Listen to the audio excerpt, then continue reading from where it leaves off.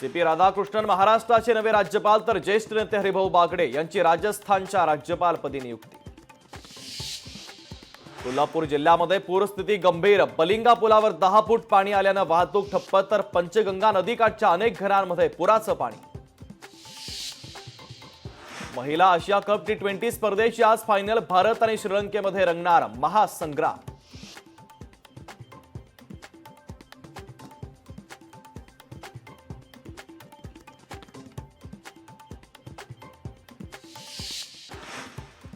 कोल्हापुरातील पूरग्रस्त भागाची खासदार धनंजय महाडिक यांनी केली पाहणी। पूरग्रस्तांना आवश्यक सोयी सुविधा देण्याच्या खासदार महाडिकांच्या मनपा प्रशासनाला सूचना।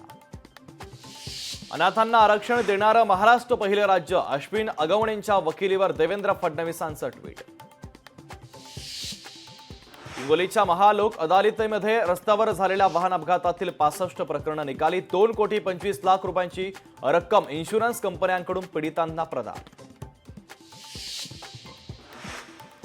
वैद्यकीय विश्वस्त अत्याधुनिक उपकरणांच्या सहाय्याने शस्त्रक्रिया करण्यास सुरुवात। रोबोट खरेदी प्रकरणी वैद्यकीय शिक्षण विभागाच्या वतीने 32 कोटींची मंजुरी।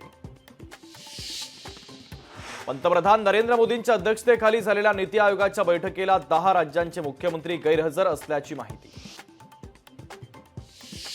विवाहबाह्य लिव्ह इन रिलेशनशिपला संरक्षण दिल्यास चुकीला प्रोत्साहन मिळण्याचं पंजाब आणि हरियाणा उच्च न्यायालयाचं महत्त्वपूर्ण निरीक्षण।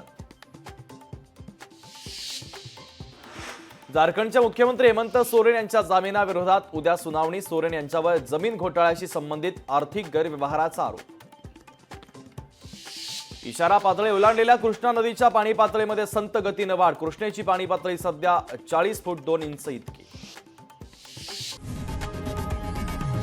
लोकशाही मराठी ऐका, पहा, जागरूक रहा।